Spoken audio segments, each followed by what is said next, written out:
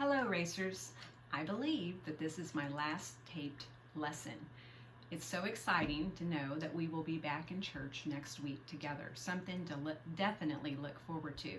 But for today, we will go ahead and begin our summer series, and we will be in the book of Proverbs. And I want to start out by saying we all look for something, don't we? We all seek something. Everyone's looking to fill something, there's a void to fill.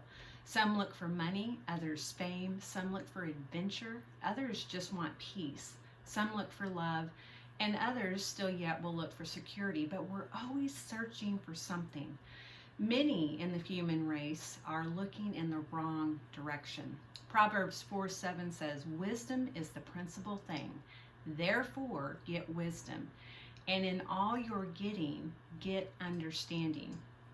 Well, this summer, we will be exploring portions of the Psalms, Proverbs, and Ecclesiastes. And our first stop will be in Proverbs 1 with the key verse found in verse 7. "The fear of the Lord is the beginning of knowledge, but fools despise wisdom and instruction." The phrase, "the fear of the Lord," which is used repeatedly in the Proverbs, unlocks this book. It means reverence for God, not an afraid for your life, trembling fear. John MacArthur puts it like this: "Reverential awe and admiring, submissive fear is foundational for all spiritual knowledge and wisdom. The fear of the Lord is a state of mind in which one's own attitude, will, feelings, and deeds and goals are exchanged for God's." Solomon is credited with writing the majority of the Proverbs. Solomon wrote over 3,000 Proverbs, and the book of Proverbs pulls together the most important 513. We can learn so much from this man because we know that he sought wisdom and God gave him that as well as riches and honor. Anyway, Proverbs gives us wisdom, it's instruction, understanding, prudence, knowledge, discretion, and learning and counsel. All of those hinge on wisdom, and the rest of them are practically synonymous with it. With these, we can exhibit God's character in our affairs.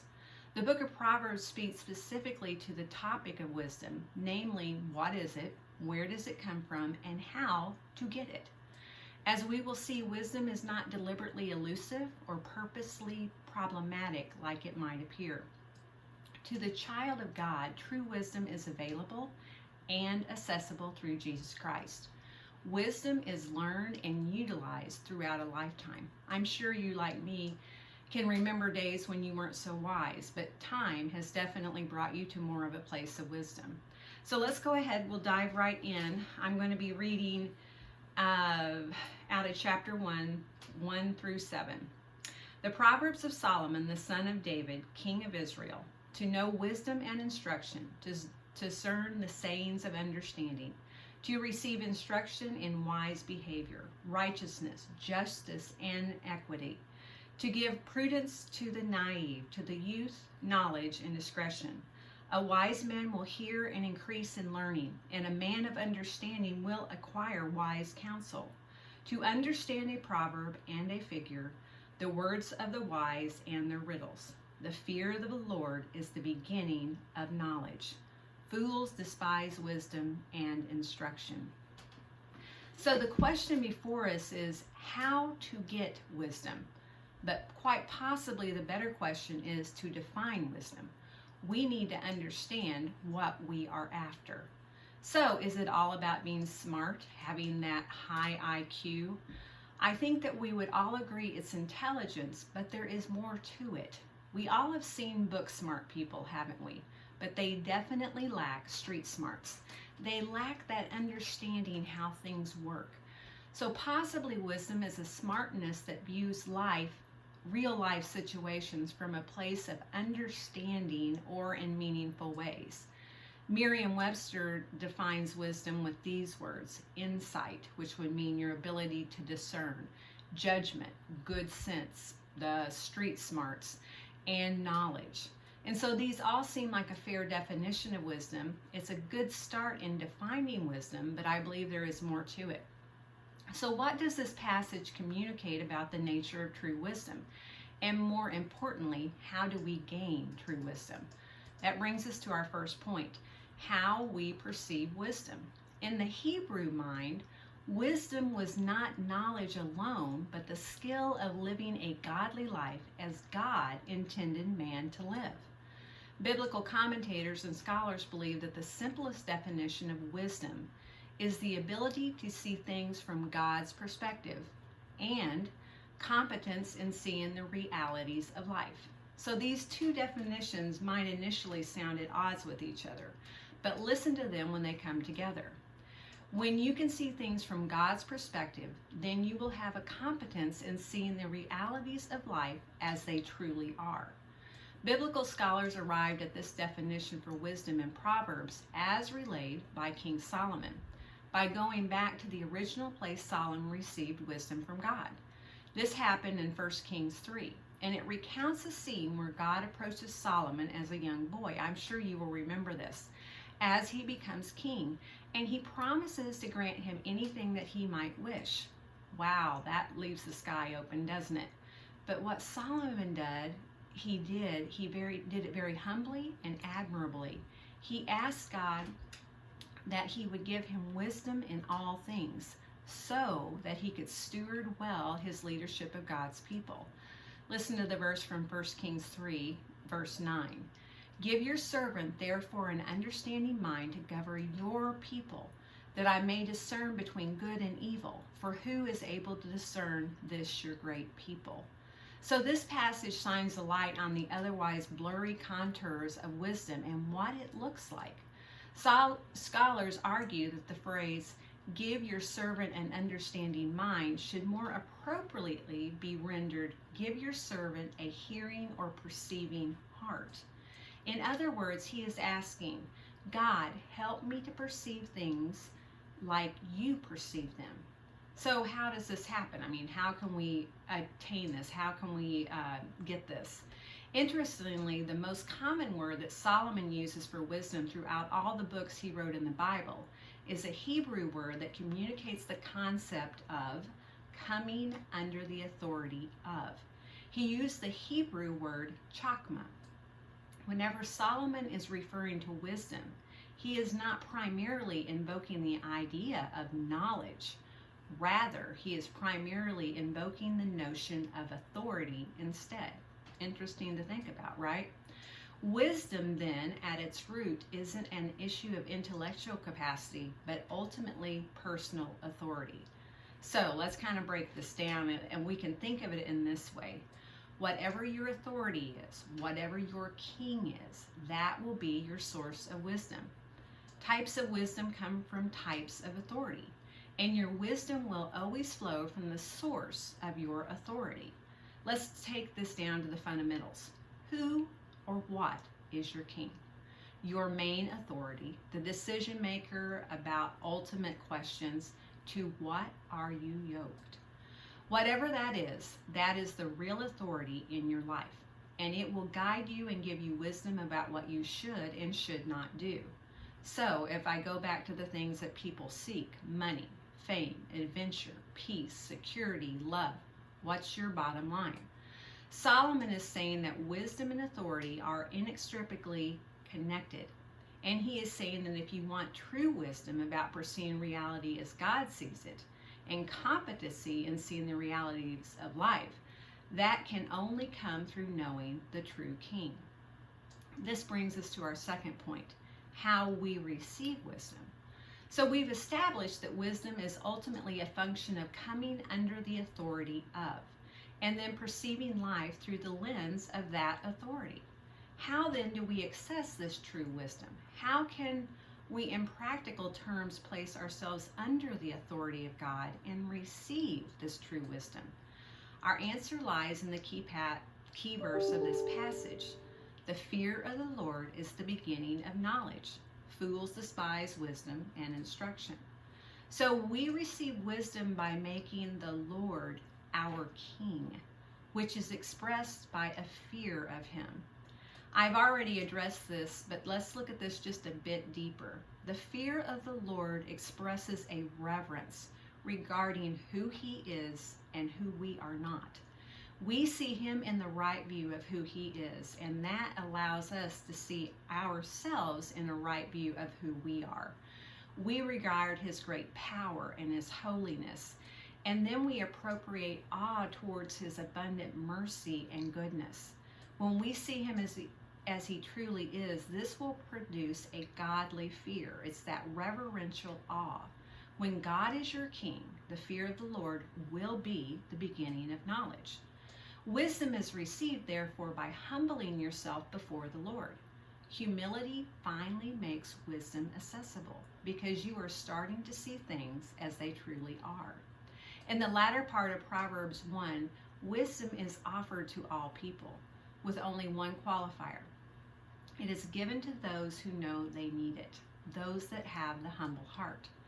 Think of those in the Bible that didn't think they needed God. How about the Pharisees and the religious leaders? When we read of most any interaction with them, humility does not come to mind, does it? What we see is their self-sufficiency, their self-righteousness, and all of those things made them dumb and blind to their need.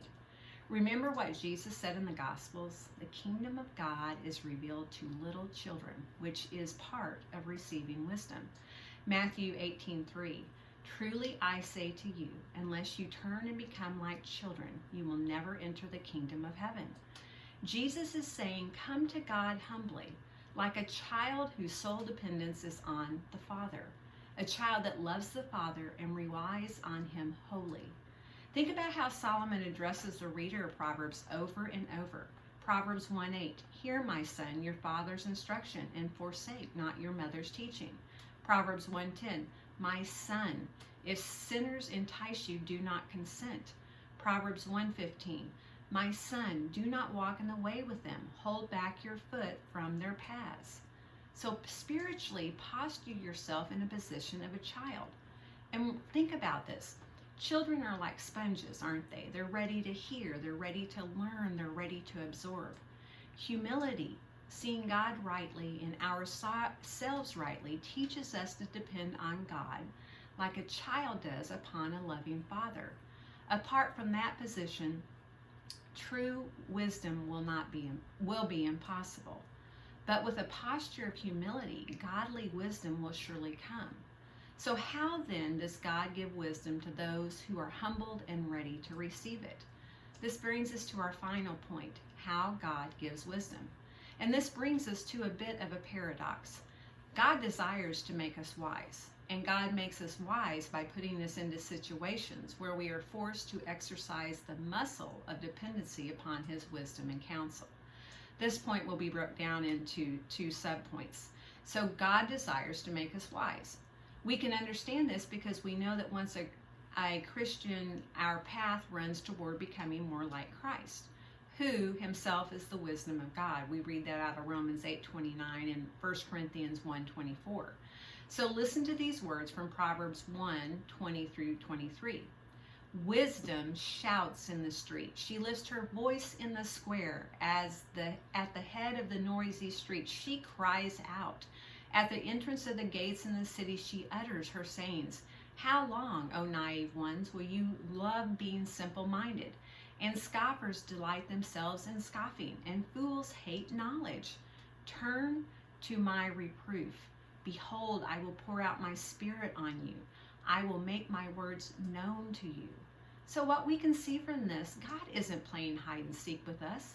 He is out in the open. He is offering wisdom to us, to the humble that seek it. James 1:5 says, but any of you, if you lack wisdom, let him ask of God, who gives to all generously and without reproach, and it will be given to him. Right there in black and white. It's ours for the taking with a humble heart. The rub is humbling ourselves in order to receive it. It is so easy said, much harder done. That brings us to our second point. God will make us wise through dependence. We should simply like to order up a dose of wisdom, wouldn't we? I mean, we live in the fast, drive-through age, microwave age. We want it nice and easy, no pain or learning involved. just served up on a silver platter, our prayer is answered. God, though, says not so fast. When praying for wisdom, the prayer will be answered yes, but oftentimes not in the way we think is best or how we think it should go. It's like this. Have you ever prayed for more patience, only to find yourself in trying situations needing to exercise patience? God usually answers much differently than we expect. He wants us to work those unused muscles. So God answers to prayer are wrapped differently than we can imagine, given on terms that we do not think we agreed to, and delivered on a timetable that we certainly don't prefer. And this is certainly the case with wisdom. In the Bible, God gives wisdom not through an easy, instantaneous process, but through the mechanism of trial, suffering, and sacrifice. Listen to these verses that precede James 1:5 in making this point. James 1:2-4. Count it all joy, my brothers, when you meet trials of various kinds. Ooh, we hate trials, don't we? For you know that the testing of your faith produces steadfastness. And let steadfastness have its full effect, that you may be perfect and complete, lacking in nothing. So wisdom will be gained by putting us through situations that make us think more deeply, critically, and holistically, which would have been impossible without the difficult situation or trial. God makes us wise, therefore, by sanctifying us more into the likeness of his Son, not through an easy life without trial, but through the sufferings that make us stout in the things of God. Dropping back to James 1:4, so that we are lacking in nothing. God knows this life is hard. He has got to make us work those muscles. James 3:17-18 says, but the wisdom from above is first pure, then peaceable, gentle, open to reason, full of mercy and good fruits, impartial and sincere. And a harvest of righteousness is sown in peace by those who make peace. Only Christianity suggests that wisdom is a beautiful gift of grace through faith. The book of Proverbs details true wisdom, which is the fear of the Lord, allowing his ultimate authority to inform and transform every aspect of my life and your life. Wisdom is not merely intellectual knowledge. It is a conviction of God's truth that bears upon all of our thinking, living, and doing. I will close with a quote from Chuck Swindoll. He says, wisdom is the God-given ability to see life with rare objectivity and to handle life with rare stability. Well, I thank you for listening today, and as I said when I began, I am so excited about seeing all of you back in church next week. It will be a true fellowship, a reunion, and I am so excited about it. Till then, have a great day.